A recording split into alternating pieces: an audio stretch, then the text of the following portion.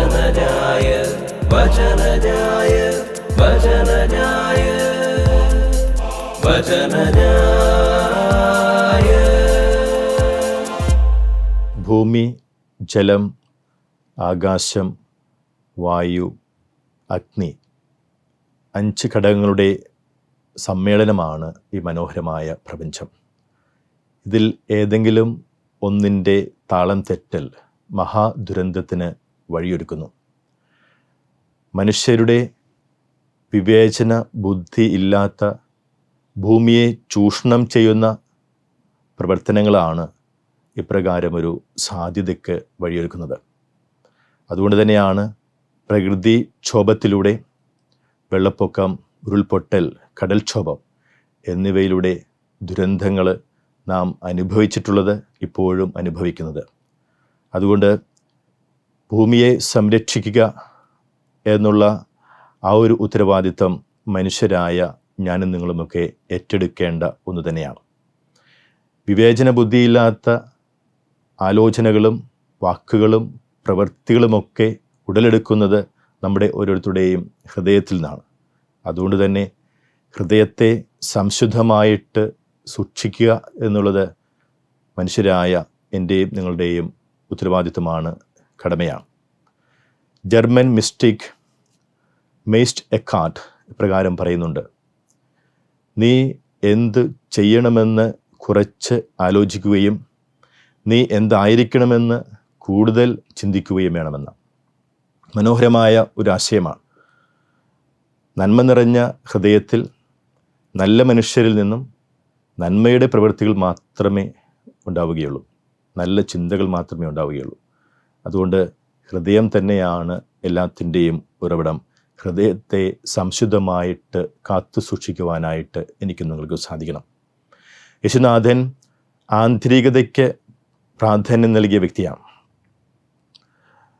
യെശയ്യാ പ്രവാചകൻ്റെ പുസ്തകം 29-ാം അധ്യായം 13-ാം വാക്യം ഉദ്ധരിച്ചുകൊണ്ട് ക്രിസ്തുനാഥൻ പറയുന്നുണ്ട്: ജനം അധരം കൊണ്ട് എന്നെ ബഹുമാനിക്കുന്നു, ഹൃദയം കൊണ്ട് അവർ ഏറെ എന്നിൽ നിന്നും ദൂരെയാണ്.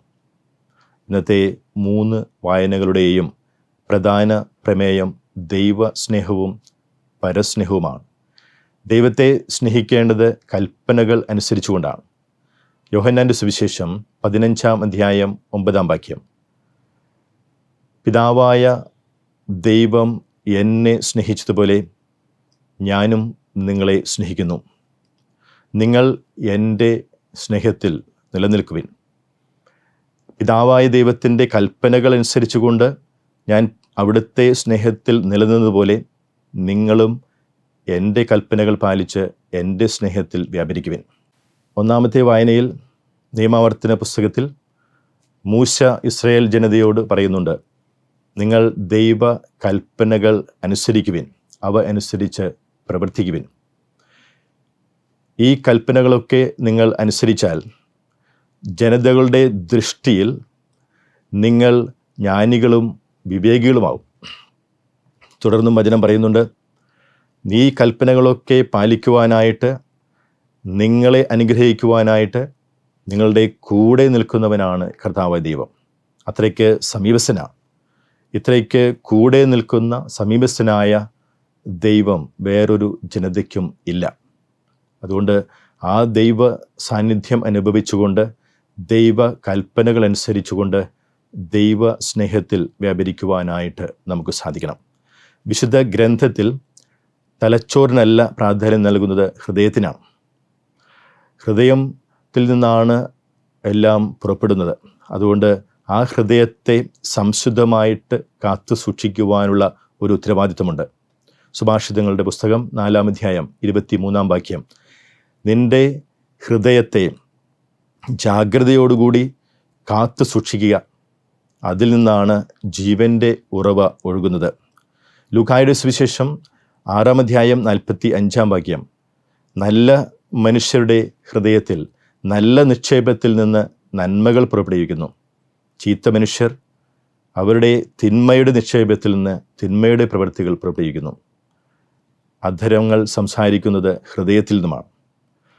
ഇന്നത്തെ സുവിശേഷവും പറയുന്നുണ്ട്: പുറത്തുനിന്ന് അകത്തേക്ക് പ്രവേശിക്കുന്നതല്ല, മറിച്ച് ഉള്ളിൽ നിന്ന് പുറപ്പെടുന്നതാണ് ഒരുവനെ അശുദ്ധനാക്കുന്നത്.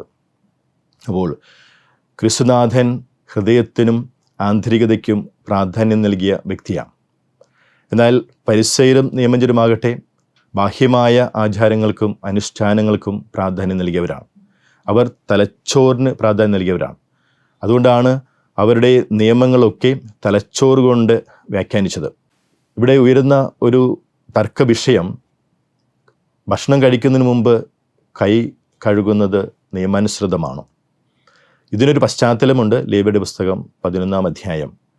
അതിൽ നാം വായിക്കുന്നുണ്ട്, ആകാശത്തിന് കീഴിലുള്ള എല്ലാറ്റിനെയും രണ്ടായിട്ട് വേർതിരിക്കുന്നത് അശുദ്ധം ശുദ്ധം എന്ന് പറഞ്ഞുകൊണ്ട്. പക്ഷി മൃഗാദികളിലുണ്ട് ഈ വേർതിരിവ്, ഭക്ഷണപാനീയങ്ങളിലുണ്ട്, മനുഷ്യരുടെ ഇടയിലുമുണ്ട്. ഒരു ആൺകുഞ്ഞിന് ജന്മം നൽകുന്ന സ്ത്രീ ഒരാഴ്ചയും പെൺകുഞ്ഞിന് ജന്മം നൽകുന്ന സ്ത്രീ 2 ആഴ്ചയും അശുദ്ധമാണ്. അവരെ സ്പർശിക്കുന്നത് പോലും നിശ്ചിതമാണ്, നിയമത്തിന് വിരുദ്ധമാണ്. ഈ ഒരു പശ്ചാത്തലത്തിലാണ് ഈ ഒരു കൈ കഴുകുന്നത്, ഭക്ഷണം കഴിക്കുന്നതിന് മുൻപ് കൈ കഴുകുന്നത് എന്ന ആ ഒരു നിയമ അനുഷ്ഠാനം നിലവിൽ വന്നത്. ഫരിസേയർക്കും നിയമജ്ഞർക്കും ക്രിസ്തുനാഥൻ കൊടുക്കുന്ന മറുപടി മറു ചോദ്യത്തിലൂടെയാണ്. പുറപ്പാടിൻ്റെ പുസ്തകം 29-ാം അധ്യായം 12-ാം വാക്യം, ദൈവമായ കർത്താവ് നിനക്ക് സമ്മാനിച്ചിരിക്കുന്ന ആ രാജ്യത്ത് ദീർഘനാൾ വസിക്കുന്നതിനായി നീ നിൻ്റെ പിതാവിനെയും മാതാവിനെയും ബഹുമാനിക്കുക. എന്നാൽ ഈ ഫരിസേയരും നിയമജ്ഞരും പാരമ്പര്യത്തെ പ്രതി, അനുഷ്ഠാനങ്ങളെ പ്രതി ഈ നിയമത്തെ ലംഘിക്കുകയാണ്. കാരണം അവർക്ക് ഏറ്റവും പ്രധാനപ്പെട്ടത് പാരമ്പര്യവും അനുഷ്ഠാനവുമാണ്, നിയമമല്ല. എന്നാൽ യേശുനാഥനെ ഈ പാരമ്പര്യത്തിനും അനുഷ്ഠാനത്തിനും മുകളിലാണ് നിയമത്തെ സ്ഥാപിക്കുക. അതുകൊണ്ടാണ് ക്രിസ്തുനാഥൻ കൽപ്പനകളൊക്കെ ഇപ്രകാരം പുതിയ ഒരു അർത്ഥവും നിർവചനം നൽകി വ്യാഖ്യാനിച്ചത്. മത്തായിയുടെ സുവിശേഷം 5-ാം അധ്യായം 21-ാം വാക്യം കൊല്ലരുത് എന്ന കൽപ്പനയെക്കുറിച്ച് വായിക്കുന്നുണ്ട്. കൊല്ലുന്നവൻ മാത്രമല്ല ഈ നിയമത്തിന് വിധേയനാകുന്നത്, മറിച്ച് എൻ്റെ സഹോദരനെക്കുറിച്ച് ദ്വേഷിക്കുകയും മോശമായി ചിന്തിക്കുകയും ചെയ്യുന്നവർ, അവരോട് കോപിക്കുന്നവർ, അവരെ കൊല ചെയ്യുവാനായിട്ട് മനസ്സിൽ ആലോചിക്കുന്നവരൊക്കെ ഈ കൊല ചെയ്യുന്നവർക്ക് തുല്യമാണ്. രണ്ടാമതായിട്ട് മത്തായിയുടെ സുവിശേഷം 5-ാം അധ്യായം 27-ാം വാക്യമാണ് നാം വായിക്കുന്നത്, വ്യഭിചാരം ചെയ്യരുതെന്ന. വ്യഭിചാരം ചെയ്യുന്നവർ മാത്രമല്ല ഈ നിയമത്തിൻ്റെ പരിധിയിൽ വരിക, മറിച്ച് ആസക്തിയോടുകൂടി സ്ത്രീയെ നോക്കുന്നത് പോലും വ്യഭിചാരം ചെയ്യുന്നതിന് തുല്യമാണെന്നാണ് ക്രിസ്തുനാഥൻ പഠിപ്പിക്കുക. ആയതിനാൽ തീർച്ചയായിട്ടും ഇതെല്ലാം പുറപ്പെടുന്നത് ഹൃദയത്തിൽ നിന്നാണ്. ഹൃദയമാണ് എല്ലാത്തിൻ്റെയും ഉറവിടം. ആ ഹൃദയത്തെ സംശുദ്ധമായിട്ട് കാത്തു സൂക്ഷിക്കുവാനായിട്ട് നമുക്ക് സാധിക്കണം. ദൈവസ്നേഹം കൊണ്ട്, പരസ്നേഹം കൊണ്ട് നമ്മുടെ ഹൃദയത്തെ നിറയ്ക്കുവാനായിട്ട് സാധിക്കണം. കൽപ്പനകളനുസരിച്ച് ദൈവത്തെ സ്നേഹിക്കുവാനായിട്ട്, അപരനെ സ്നേഹിക്കുവാനായിട്ട്, സഹോദരങ്ങളുടെ ആവശ്യങ്ങളിൽ ഇടപെട്ടുകൊണ്ട് അവരെ സഹായിച്ചുകൊണ്ട് ഈ ദൈവസ്നേഹത്തെ പൂർത്തീകരിക്കുവാനായിട്ട് നമുക്ക് സാധിക്കണം. അങ്ങനെ നമ്മുടെ ഹൃദയം നന്മ നിറഞ്ഞതാകുന്നെങ്കിൽ തീർച്ചയായിട്ടും അവിടെ നിന്ന് ഒരിക്കലും തിന്മയുടെ ചിന്തകളോ പ്രവൃത്തികളോ വാക്കുകളോ ഉത്ഭവിക്കില്ല. അവിടെ നിന്ന് നന്മയുടെ വാക്കുകളും നല്ല ചിന്തകളും നല്ല പ്രവൃത്തികളുമാണ് പുറപ്പെടുവിക്കുക.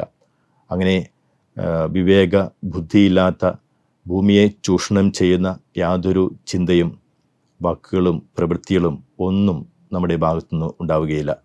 അതുകൊണ്ട് നമുക്ക് നമ്മുടെ ഹൃദയത്തെ ദൈവസ്നേഹത്താൽ, പരസ്നേഹത്താൽ നിറയ്ക്കാം. വചനം പാലിക്കുന്ന നല്ല ക്രൈസ്തവ ജനമായിട്ട് നമുക്ക് മാറാം. സർവശക്തനായ ദൈവം നമ്മെ എവരെയും സമർത്ഥമായി അനുഗ്രഹിക്കട്ടെ.